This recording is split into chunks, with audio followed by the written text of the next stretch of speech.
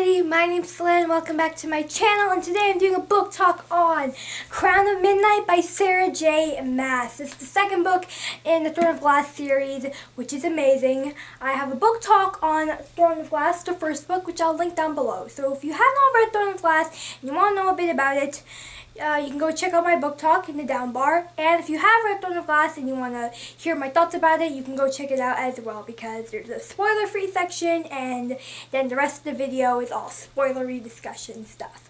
So basically, there's not much I can say without spoiling you guys. If you have not read Throne of Glass, you basically can't watch this video because it's all spoilery, and you don't want to be spoiled for this book, or the first book. And if you have read Throne of Glass and haven't read the second book, or haven't finished it or whatever, stop whatever you're currently reading right now. Seriously, put it down and just go get Crown of Midnight, okay? And start reading it, because it is fantastic. It is way better than the first book, which is mind-blowing. I don't even know how Sarah can do it. Like, it's relatively small for a fantasy book, right? But there's so much in it, so much detail, so much amazingness. It's fantastic. I can't. It tortured me. It tortured my soul, this book. Loved it so much. So, just go pick it up. I definitely recommend it. I gave this 98%. 5 stars, okay? 5 stars. But you know, the star rating system doesn't really work good. Like, it's hard to tell how much they like it. So I go by percent. 98%, fantastic. So good. So, yeah, if you have not read Crown of Midnight, that's it for the spoiler-free section. Basically me just telling you how good it was and why you should read it. So, once you're done reading it, you can come and discuss it with me afterwards. So, bye non-spoiler people. Bye, bye, bye. Okay. Shall we get the ships out of the way? This is what we're going to do for every Throne of Glass book talk. We're going to be like, alright, we're just going to get the whole shipping Florian versus Kaelina thing out of the way, so you guys can know, be updated on how I feel about my current relationship with this love triangle and whose side I'm on. Obviously, I'm still on Kaelina, guys.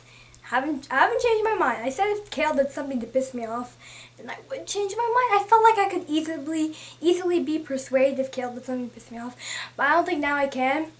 I think maybe if he does something in Air Fire, if he does something big, I will maybe change, but then I'll never go on Solorian. I will never go on Solorian. I'll just ship no one. I'll just ship no one. That's it. Because the Nehemia thing wasn't really that big. It wasn't really his fault. I'll get more into that later. So right now we're just going to talk about ships and couples and stuff like that. So, even though I don't ship Solorian and I don't support it, I don't think Selena had to be that mean to Dorian. You know, when he came into her room and it was like, hey, and she's like, leave me alone. And I was like, okay, like, I know you're attracted to Kael, but you don't really have to be that mean to Dorian. I'm just saying, like, I can't help you, Selena, if you have anger management issues. I don't know what's going on. Whatever, okay. You just don't have to be that mean. It's okay. You said you want to be friends with him, but you're like, leave me alone all the time, so I don't think that's a good way to start a friendship.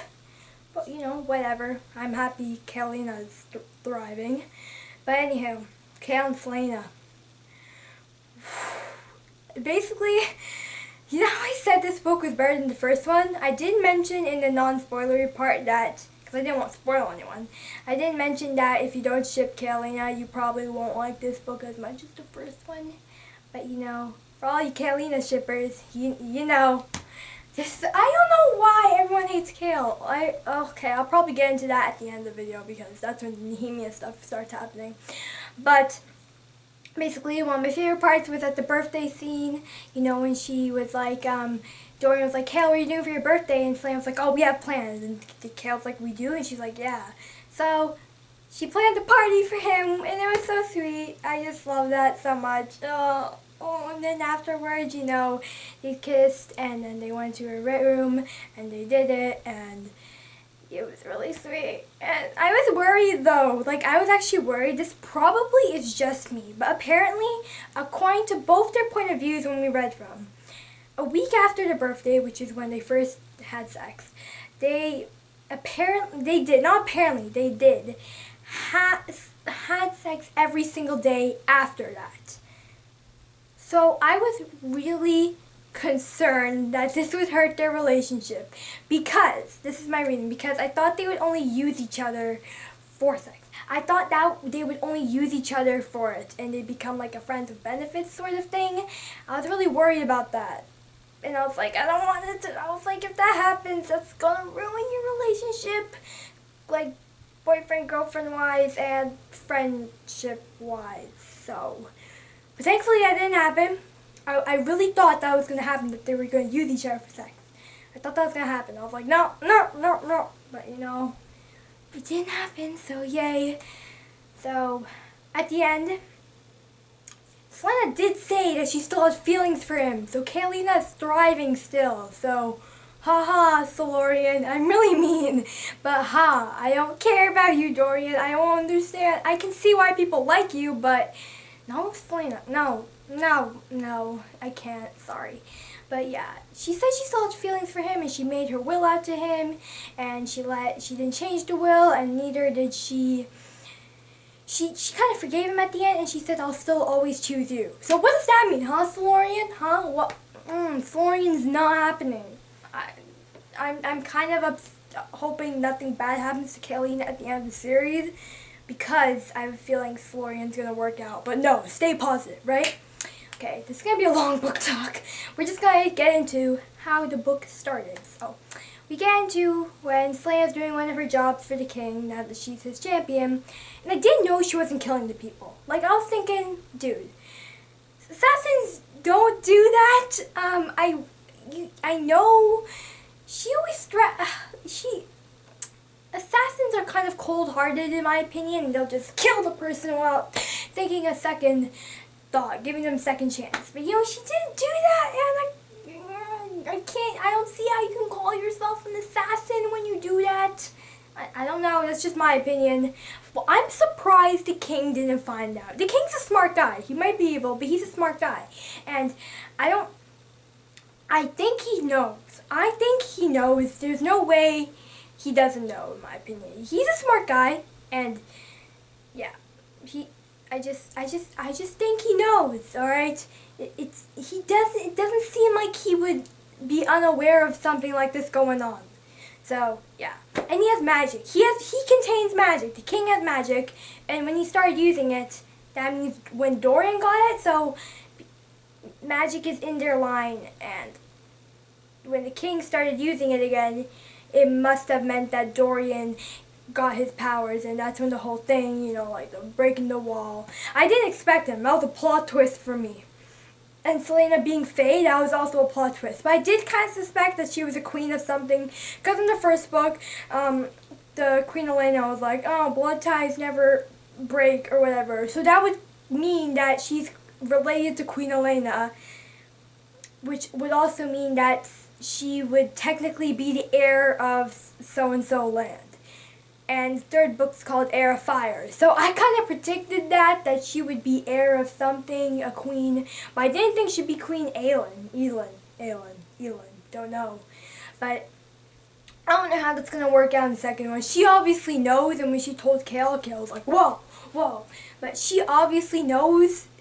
She did a good job hiding it from the people around her and the readers.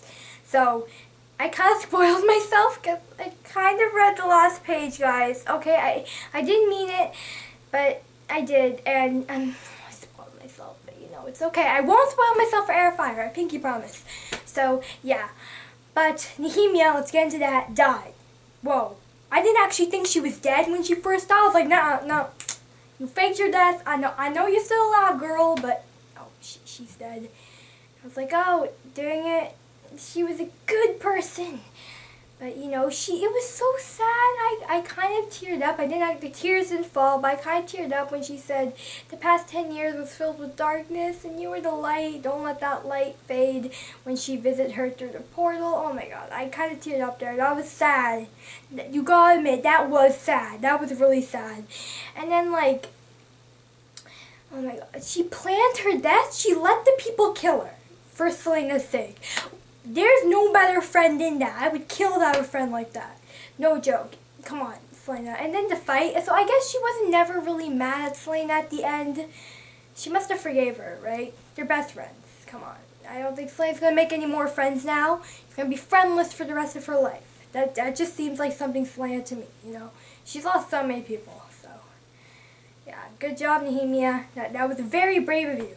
I kind of suspected when she had that conversation with the queen, that one-page chapter, I was like, she's going to kill herself.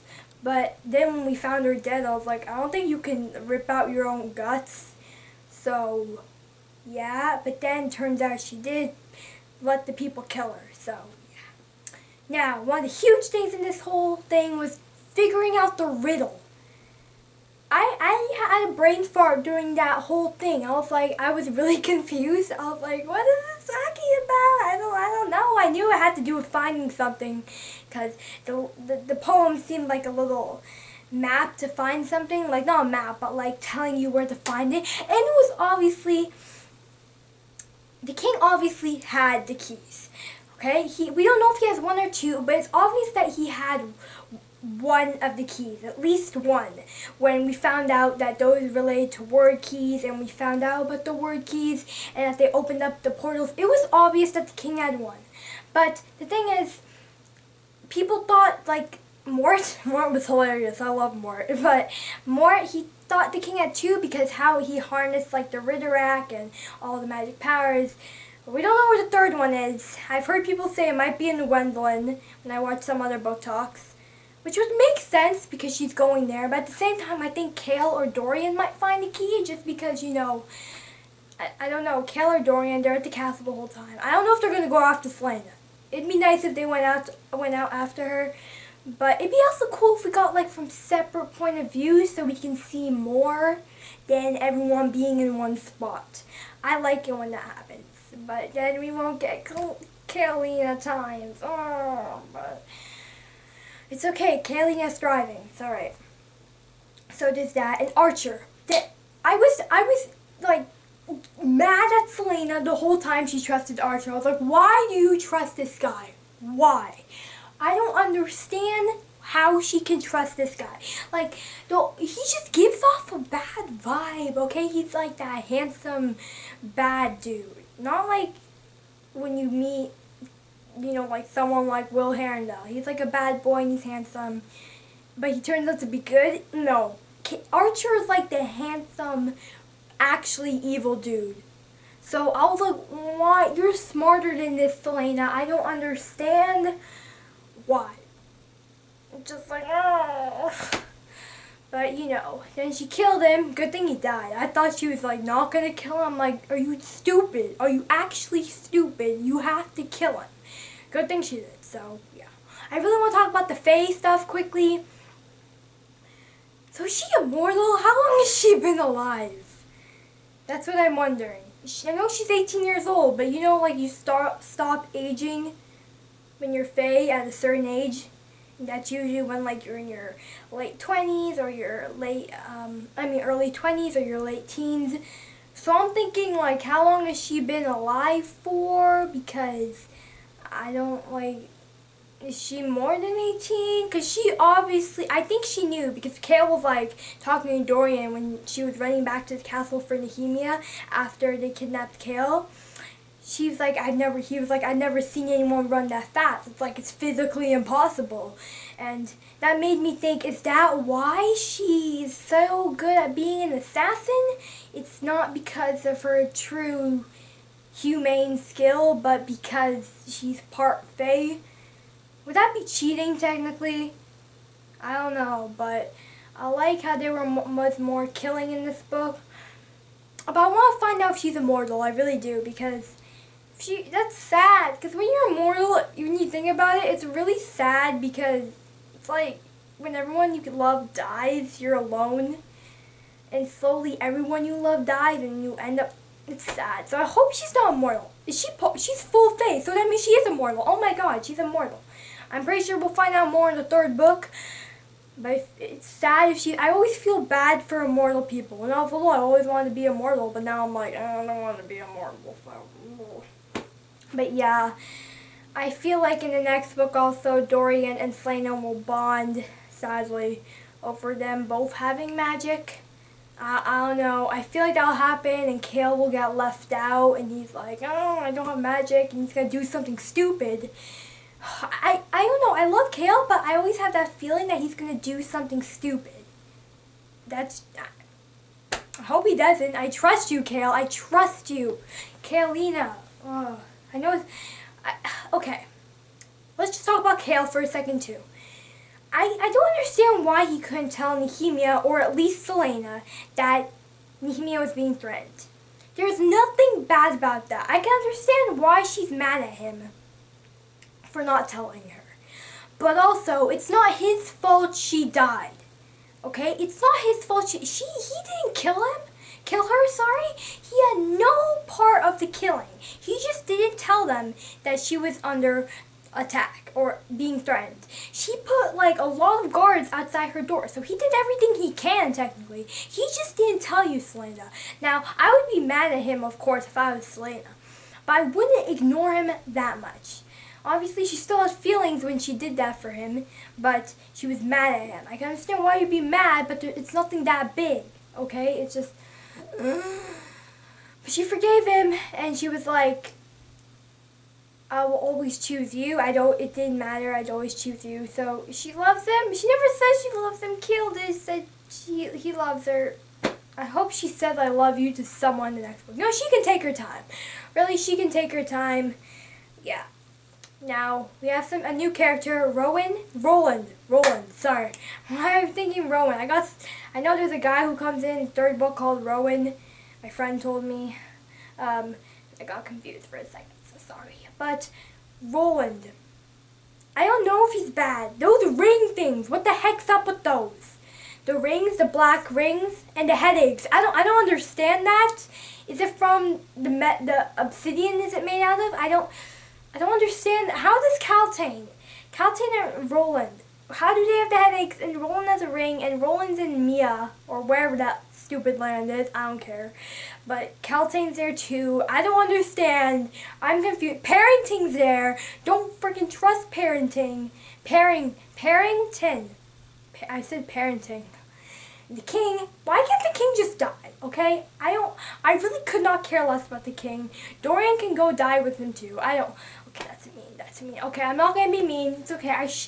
I support people. Okay, I support people who ship Solorian. I just don't support Solorian. Does that make sense? I'm okay if you guys shipping Solorian. I just don't support Solorian in itself. I support the people who support Solorian. Does that make sense? You probably know what I'm saying. For people who support the people who support Kaleena. It's so confusing. Oh. Anywho, I think that's about it, all I want to talk about. Please comment down below what your favorite parts were, or, you know, what bothered you in the book. Really, this book was just fantastic to me. I couldn't have asked for anything more. I was like, bam, this book's so good. I was like, yes! After finally been waiting for one. I told you guys I'd tell you a story about how I got the book, but I'm not going to say it in the book talk because I don't want to make it too long. I'll probably say it in my September wrap-up, so watch out for that. You guys can watch out for that. I'll tell you the story of why it took me so long to get Crown of Midnight. So yeah, I hope you guys enjoyed this book talk, and I'll see you all in my next video. Bye!